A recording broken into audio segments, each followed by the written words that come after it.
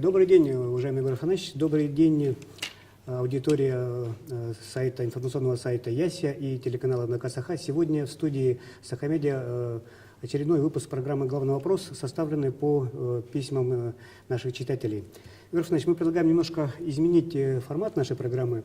И хотя у нас есть вопрос-победитель, выбранный по итогам голосования на сайте, но я предлагаю ответить сразу на несколько разных вопросов, которые пришли из разных уголков нашей республики. Всего у нас в этот раз до 80 вопросов было, то есть рекордное количество, поэтому мы решили все-таки разнообразить нашу программу, немножко ее видоизменить, если вы не против.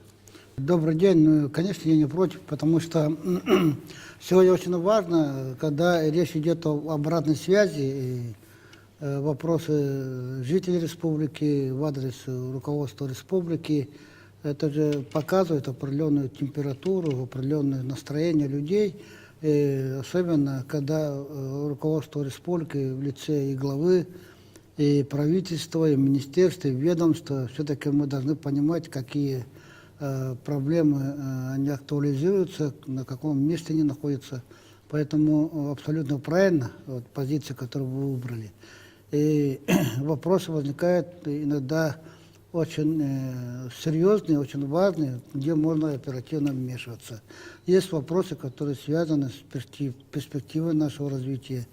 Есть вопросы, которые необходимо отрегулировать на разных уровнях власти, предприятий, учреждений, потому что вопросы возникают тогда, когда во многом не решается теми или иными структурами, хозяйствующими субъектами.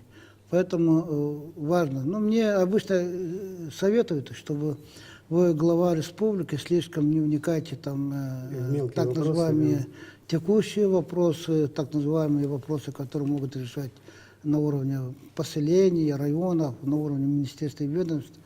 Но я несу ответственность за территорию, несу ответственность за общую политику, поэтому вынужден буду сегодня заниматься и такими вопросами, потому что я в своих поездках как раз этого добиваюсь, чтобы больше говорили люди на местах, чтобы как-то ориентироваться в наших действиях. Игорь Александрович, хорошо, тогда давайте вот с такого вопроса начнем. Он, по сути дела, почти личный. Вопрос от Лилии из Тампонского района.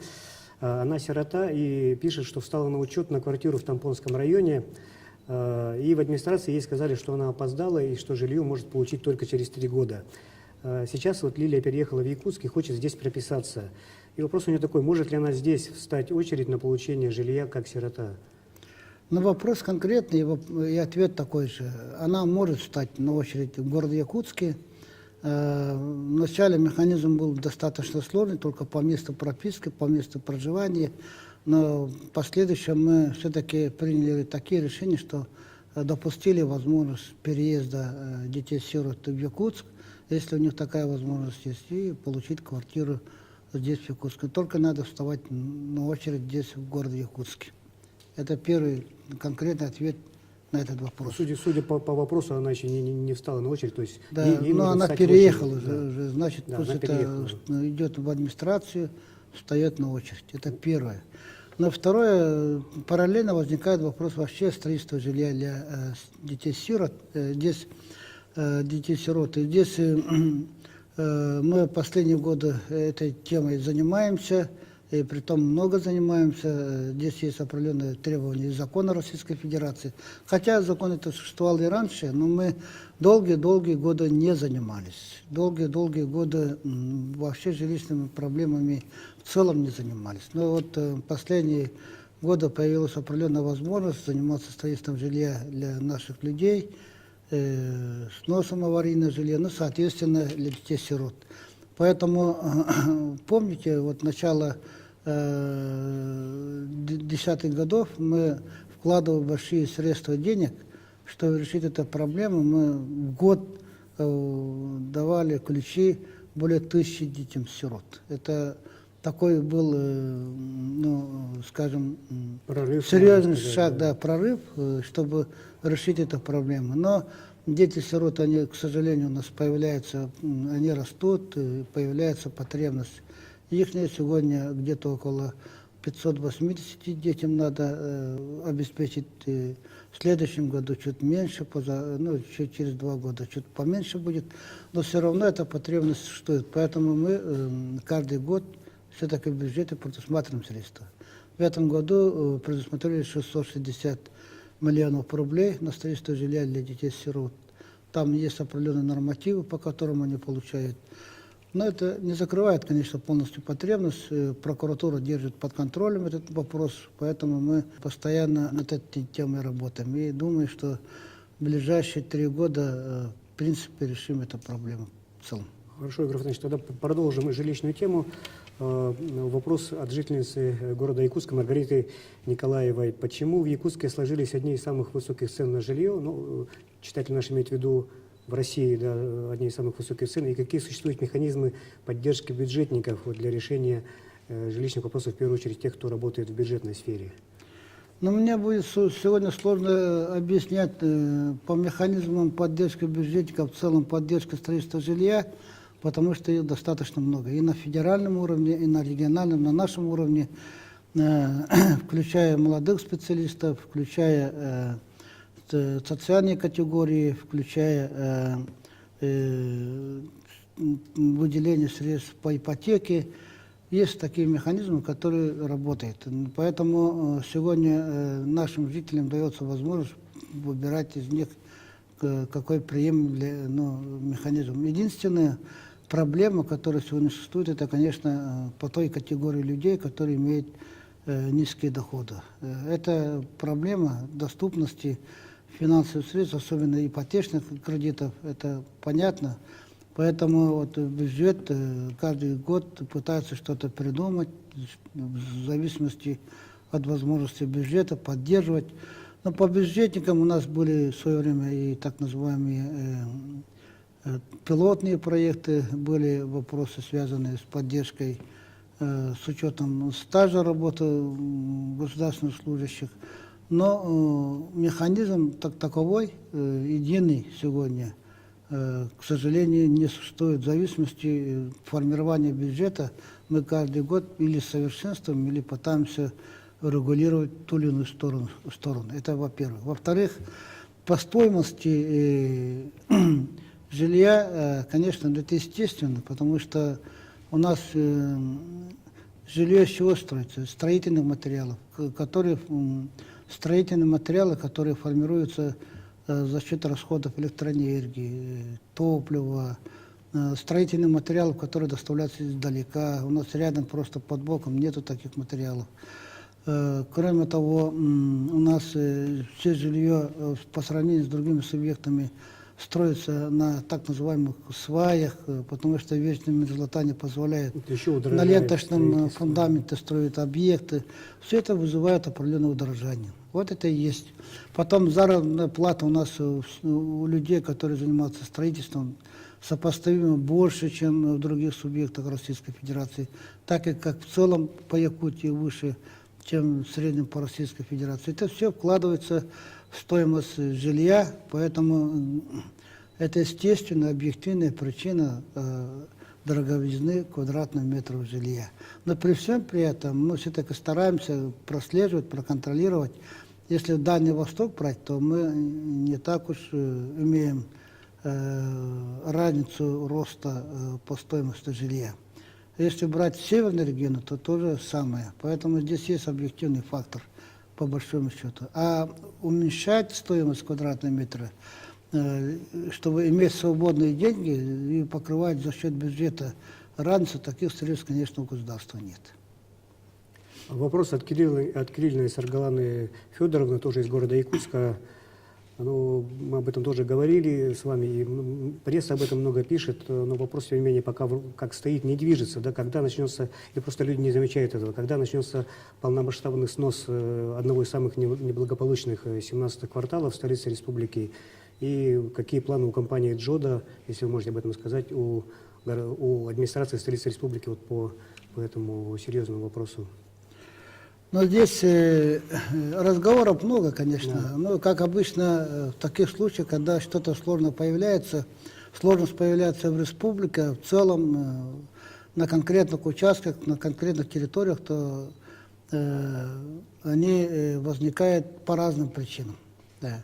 Ну, соответственно, здесь по 17 кварталу, когда речь шла о решении этой проблемы, то администрация города предложила в свое время и обратилась к нам за разрешением вести разговор с внешними инвесторами. И мы дали добро, пусть раз они договариваются, если они ведут какие-то договоренности с такими компаниями, то мы не мешали и разрешали. И в результате появился контракт между администрацией города Якутска и с китайской компанией «Джота». Это контракт, который появился, который должны были решить две стороны, которые занимаются этой проблемой. Но я надеюсь, что и администрация города, и инвесторы отнесутся серьезно к той теме, которые сегодня поставлены в этом вопросе. Единственное, мы в свое время предупреждали, что китайцы это очень сложный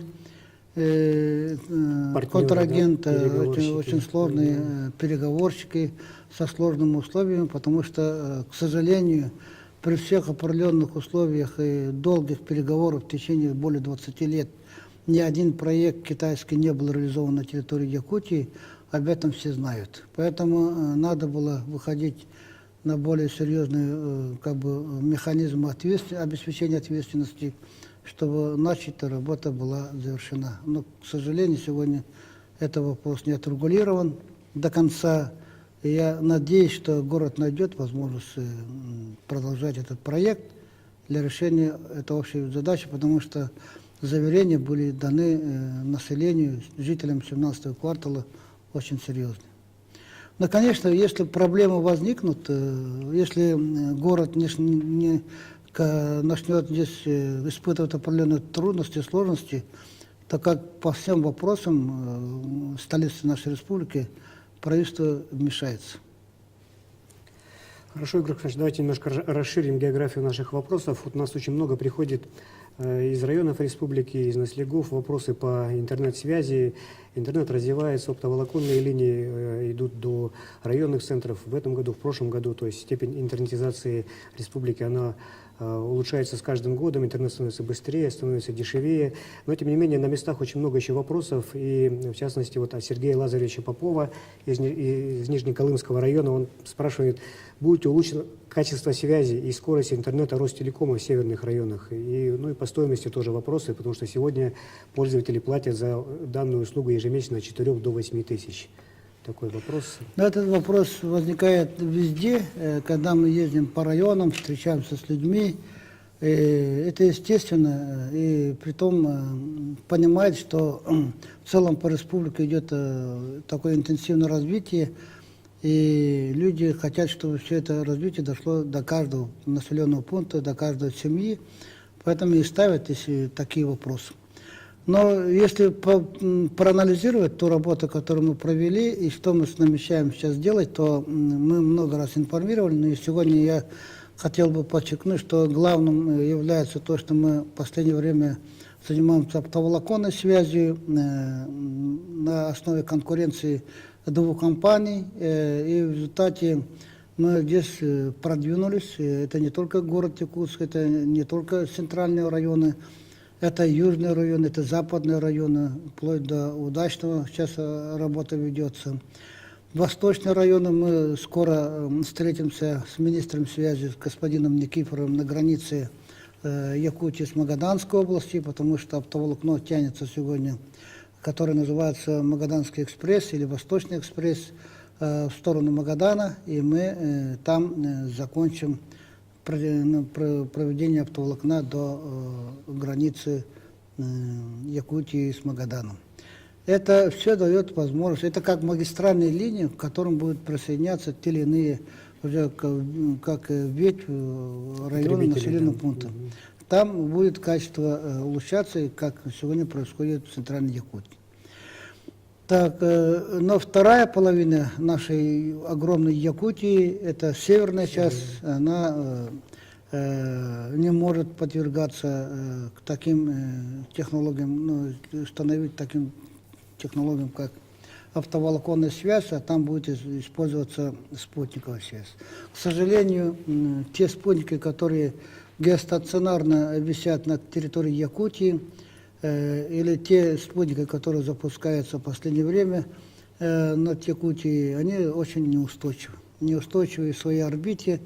И в результате во многих случаях мы даже, учитывая то, что много работы провели по развитию спутниковой связи, по мобильным связям, по интернету, они неустойчивы и качество, конечно, худше, чем оптоволоконная связь.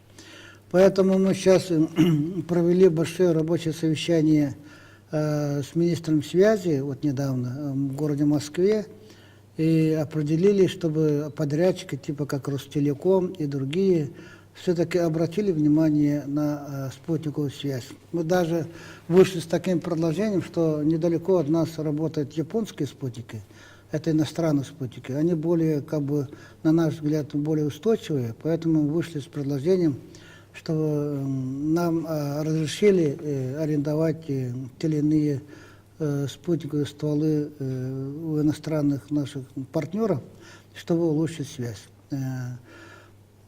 И это предложение принято к изучению. Исходя из этого, какой ответ? Мы думаем, что до конца 2018 года, с учетом того плана, который мы сегодня работаем, все северные территории, кроме, к сожалению, пока на существующие спутники, кроме северной части Среднеколымского и Нижнеколымского района останутся. Поэтому мы там ищем другой путь решения, и мы все равно найдем этот ответ до конца 2018 года.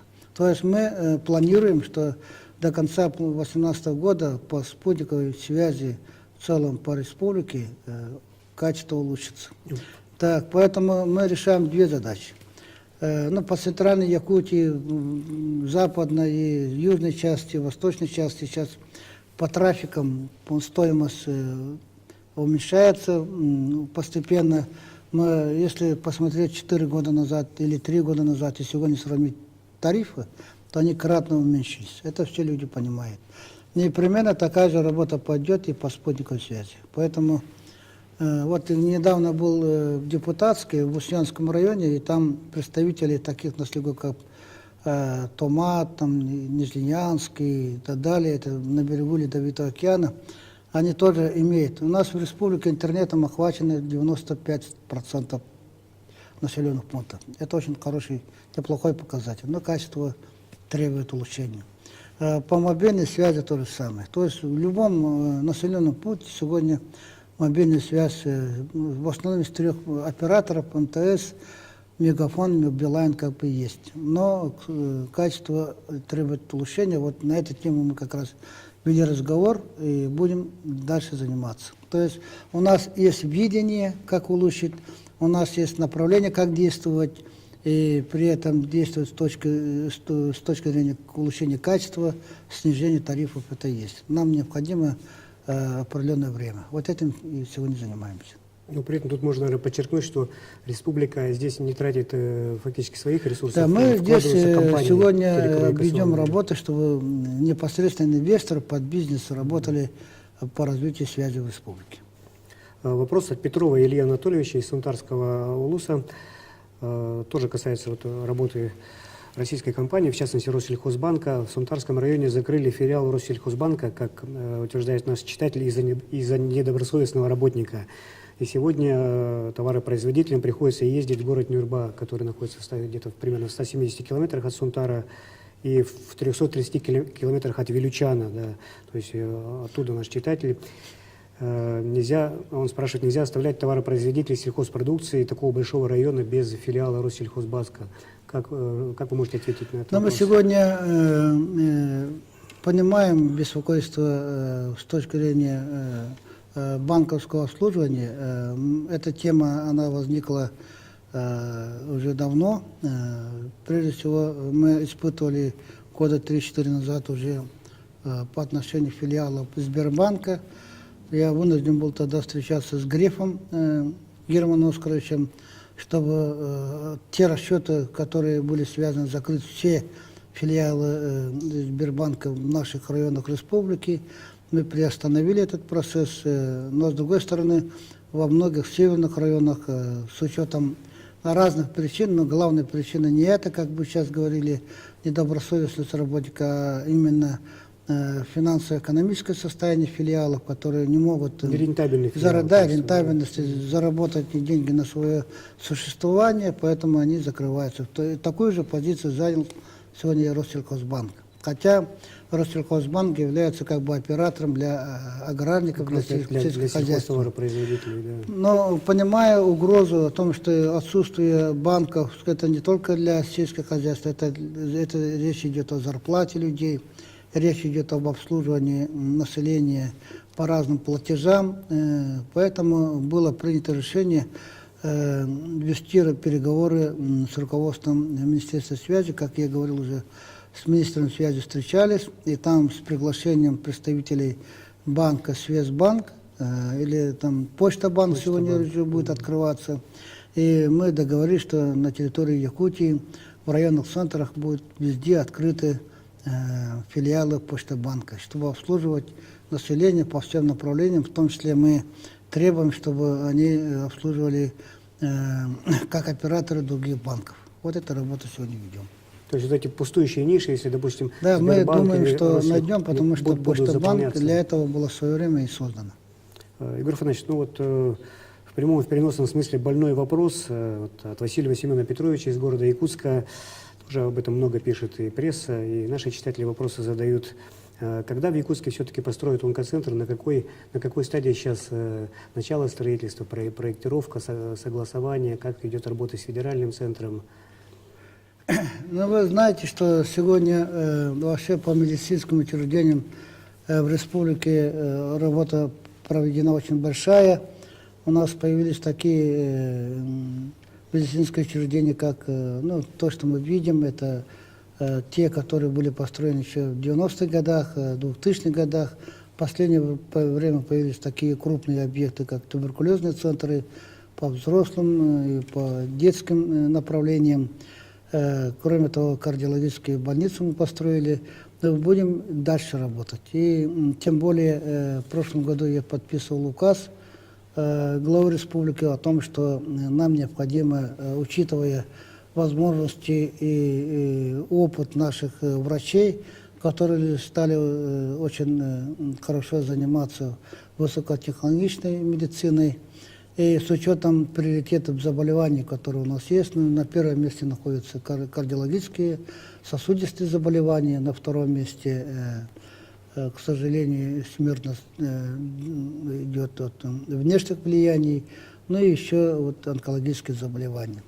Но онкологические заболевания – это те, которые имеют приоритет в целом по стране.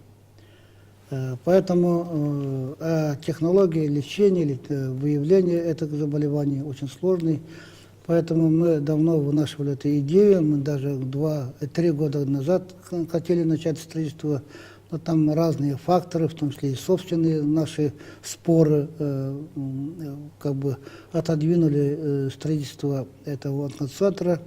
Я вынужден был обратиться к президенту Российской Федерации, Владимир Владимирович Путин поддержал, и мы сегодня этот объект будем начинать. Проект уже сделан, экспертизу государственную вот как раз на днях завершили. Это тоже процесс был очень сложный, приходилось мне самому вмешиваться в эти вопросы. Но эта работа мы не будем ждать завершения перинатального центра, который мы строим, детского центра, тоже крупнейшего центра в городе Якутске, будем дальше продвигать уже начиная с этого года. Построим этот онкологический центр 2 очередями. В первую очередь это более высокую технологию начнем и будем уже с этого года реализовывать. Деньги финансирования предусмотрены и у нас в республике на эти цели, ну и соответственно мы пробили и финансирование федерального бюджета. Это очень важный фактор, и нам необходимо очень быстро, хотя бы минимум 2,5 года этот объект завершить, начать уже вторую очередь и перейти на другие объекты. Площадка уже выбрана, да, Игорь Афанасьевич? Да, площадка выбрана. Расселить жильцов надо было, да? Вот. жилых Все домов, вопросы все отрегулированы, вопросы поэтому отрегулированы. сегодня все споры надо снять. Конечно, у нас есть много людей, которые любят дискутировать, там, выбрасывать какие-то темы. Главное, чтобы они не мешали нам решать эту задачу. Мало построить такой высокотехнологичный медицинский центр, должны еще и врачи соответствовать, квалификация врачей. То есть Да, вы в знаете, этом когда направлении. идея возникла еще 4 года назад об этом объекте, мы уже начинали договариваться с ведущими онкологическими учреждениями страны, чтобы наши кадры были обучены, и мы их уже отправляли. Поэтому сегодня мы в этом плане намного лучше выглядим. Кадры, онкологи сегодня появились и появляются. Они работают, например, в Москве в онкологическом центре имени Блохина, который возглавляет мой друг Давыдов Михаил Иванович, бывший президент Академии медицинских наук. Или онкологический центр имени Герцена, там наши ребята проходят стажировку. Я думаю, они нам обязательно пригодятся. Вы можете с уверенностью сказать, что через 2,5 года первая очередь онкологического центра в Я Якутии мечтаю, что заработает. это мы сделаем. То есть, условно говоря, где-то... Я всегда мечтаю, когда речь идет о строительстве объектов. Я думаю, что мы закончим. Спасибо, Егор Афанасьевич, что ответили на вопросы наших читателей, наших телезрителей. Их на этой неделе было около 80. Мы отобрали сегодня несколько, на наш взгляд, самых интересных вопросов, самых актуальных. Рассчитываем, что вы будете у нас в эфире и в следующий раз и также будете отвечать на вопросы якутян, на вопросы, которые волнуют жителей республики из самых далеких уголков, из столицы республики, из районных центров, из населегов. Спасибо. До свидания, Егор Афанасьевич. Спасибо, до свидания.